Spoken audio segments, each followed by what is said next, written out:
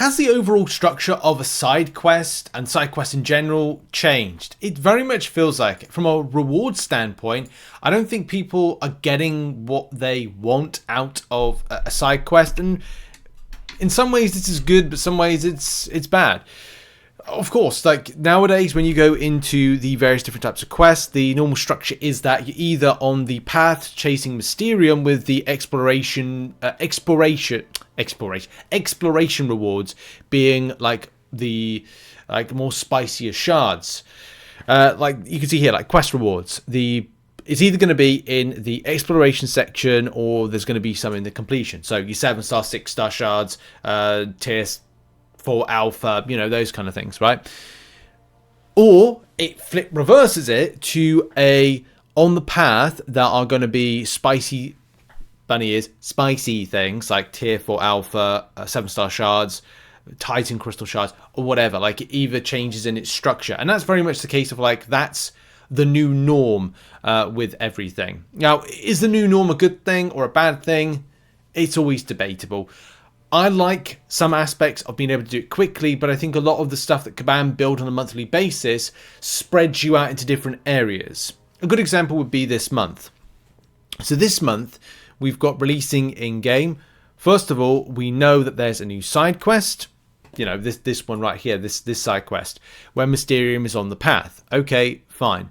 The other types of areas that we're going to are going to be stuff like incursions, incursions to go to. There's also encouragement to do battlegrounds.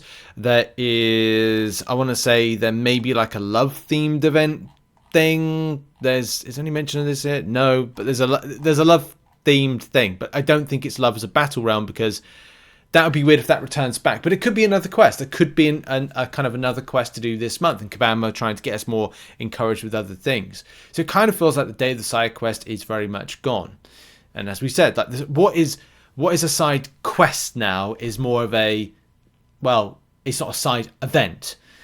The events for the month are basically keeping you interested, but you're going to different areas in game. It is less about going to, come on, load, so slow loading. Like it's less about you going to the side quest tab to do what is the side quest, but it's more about going to do some of these other things like Glorious Game Showcase, incursions. It's spreading out your process to go to different areas, which I don't know if it's good or bad, right? It's good because you play different modes. It's bad because it's like you have to go to a million places to do like different. That's a bit of an exaggeration. The many places to get many things that could or could not be what you're chasing at the moment from a meta perspective. Like, I love doing incursions. I'm so glad to know that this month we got a Deathless incursions coming back. This was from the Glorious Games recently. And because these are more fun and doable, and people there are people out there that go, oh, it's easy, right? Fine, right? It's easy to some. Fun and approachable for others, and I like that. That's kind of like one of my fun things, because time sensitive, like a lot of stuff. I thought I had more time. Like I'm just about to start a new job, which it came out of completely nowhere, but it has shaken up my plans for the RichTheMan roadmap this year. There's some stuff I'm going to be able to achieve, but there's stuff that I'm not able to achieve, and I need to be very careful about what I am able to do this year, because I'm doing a 12-month contract with the company, which I don't know if I'm allowed to talk to you about, but another story for another day. Did briefly mention it, I think, in today's video, but yeah, back to the topic at hand and side quest in general. It does feel like we've gone away from how it used to be with side quest, and as I put in the comments, like, is this something you're happy with or not happy with? Especially when we look at the Mysterium Store Traders Outpost. I'm still yet to see what the kind of like future is with this, because there's sometimes I look at myself. I look at the rewards and go, okay, well, if you look at what a Paragon player gets and got, let's go with gets this month. Under the what is it? Not 6-star shards, Titan crystal shards per path. Was at 2,000 per month there. There's also, where is it? Under Paragon here, you get It's good to see relic shards in there. Sometimes I'm like, are we getting enough relic shards? But there's some stuff here that's good. It's the tier 4 alpha that I'm 5,700 there. Is there another 5,700? There might be. There's 1, 2, 3, 4. So it's 4,000. Not 4,000. It's 8,000 7-star shards, which I think is a slight buff. Not ridiculously, but it looks to be a slight buff of 8 to 8k for Paragon Plus players.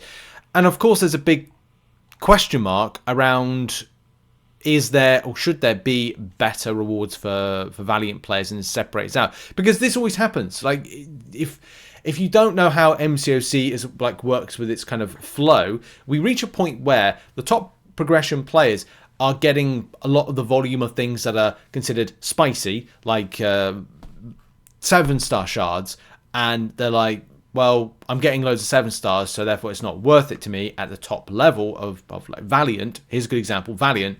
And then what it does is Kabam then go, okay, well, at some stage within the year cycle, the 12-month cycle, or 12-month to 14-month cycle, they'll add in a new progression and add in more rewards, but you have to go up to that particular point to go and do it. That is something Kabam have said they are working on, but it's definitely a problem. And that's what you see in the responses to this stuff. We're not providing Valiant players with better rewards than Paragon. It's apparently difficult for them, but they're apparently working on it. They are working on trying to get it sorted. But of course, the question will be this year, is the pressure now to add in a new progression or add in a new type of solo event progression? I don't think they'll do Valiant difficulty. I don't think they'll do Paragon difficulty in the event quest yet, because they have the Paragon Gauntlet. That's why that's there. It's like a little bit of extra content. Or would they have to add in more units as well? There's a lot of question marks, I think, with that. I mean, there's also relevant questions about here, like side quest crystals becoming Paragon and Valiant crystals. That's something that I kind of feel like it's kind of weird, because we've got here like Avenging Hearts crystal shards still coming in, and on a monthly basis you're probably looking into your crystals. And I know they changed the rates on certain things of what you picked up, but you're looking at the, like here, Cavalier before Death and Death crystals, and I'm just going to quickly pop these two open here, a 5-star and a 4-star. Hey, I'm happy about the ISO. That's the one thing that's great about these. That's the only thing at the moment. But when it comes to like other things, I'm like, well, now that I'm getting more solo shards, like, do I then go for golden ISO, a golden ISO crystal for that? So there's always question marks as to the value of rewards, the current progression that's pitched for, how Kabam space you out to go and do different things, and because there are players out there that will not be doing things like, well, the Paragon, that they won't want to do the side quest. They'll avoid the side quest, even though if you look at it, say from this month's perspective, and we get a Trader's Outpost per week, I'm able to pick up that is 2,000. No, it is 1,007 star shards. I thought it was a lot more than that. 1,007 star shards. So over the course of a month, that's an extra 4,000. 4,000 plus the 8,000 is 12,000 7-star shards there. But what are 7-star shards nowadays? Because for the Super Daily event, you're able to pick up a lot more. Like, I haven't checked recently. I haven't been able to do as much as I'd like, but I'm still on 127,000 7-star shards, and I've still got a bulk of content still to do. So I'm still like, well, without doing much, I get to pick and choose where I pick up the relevant stuff. But it's a question to be had, isn't it? We've seen players, the community, have said you want to see better rewards.